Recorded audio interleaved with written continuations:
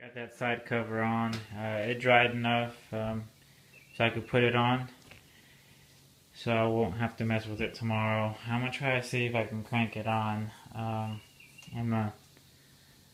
gonna go ahead and take the old carb out. I already have my other one soaking in here, so I'm gonna go ahead and take it out and clean it.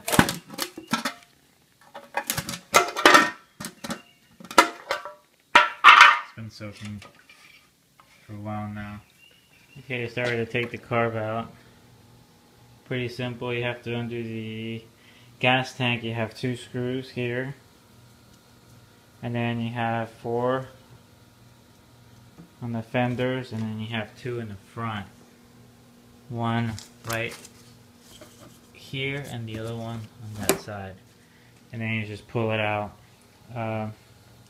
Just keep a mental note where all these hoses go. That way, when you put it back together, it'll be a lot faster, and it'll be, you don't have to be scratching your head to figure out where they went. So I'm gonna go ahead and take this carb and then put the one that I had cleaning on.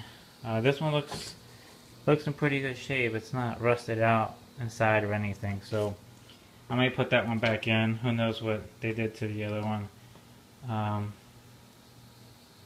And then I'll just go from there. So I'm going to go ahead and put it on, put some fuel in it, put some oil in the engine, and see if it cranks, if it smokes, or see any problems that it may have, so I can get those addressed and get this thing back in the road. Okay, I got the carb clean. I'm going to soak the other one. There's the other one on that solution. This one's been soaking for a little while, and all that does is just kind of breaks everything up.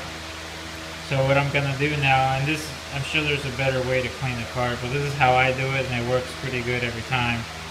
You know, you unscrew all these jets, and I will do one at a time so you don't get confused. And there's little, see if I can focus. I don't think you can see it, but there's little holes, and you should be able to see light through them.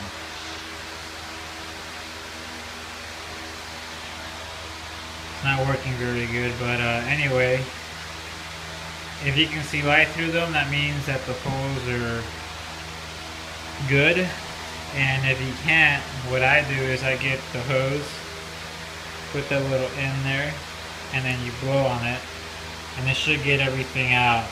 Also, what you could do is you could get a little piece of wire or something and just kind of clean it by hand and spray some carb cleaner on these little hose.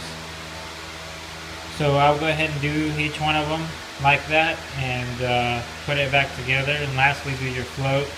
Just take away that screw and take away that little needle type thing and clean it and put it back together, and your carb should be good as new. And I got it all cleaned up now. I put the needle back in there. I got the spring, the cap, and the nuts on there.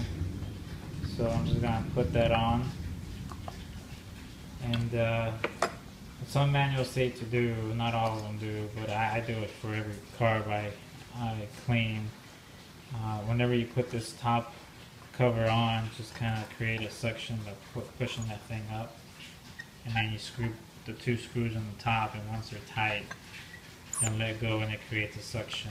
And also, I forgot to mention, when you take these jets out, it's a good idea to get a Q-tip and put it inside the holes so you can clean the wash of those needles. And also the one that takes care of your fuel, which is right here.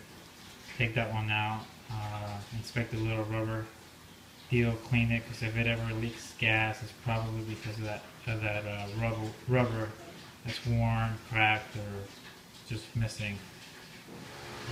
Yeah, I think I'm having a problem with the carb. I'm going to take it apart, clean the other one, put it on, see if that does anything. I put some gas on. I know it has some gas in there, so I've connected the battery. I rigged up the key. So let's see if this bad boy will crank.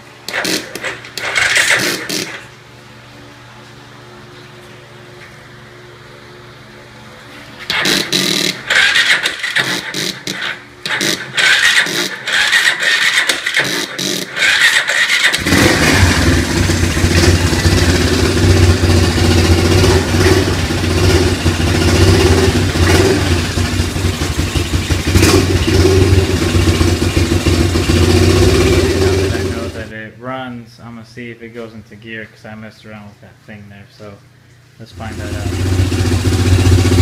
out.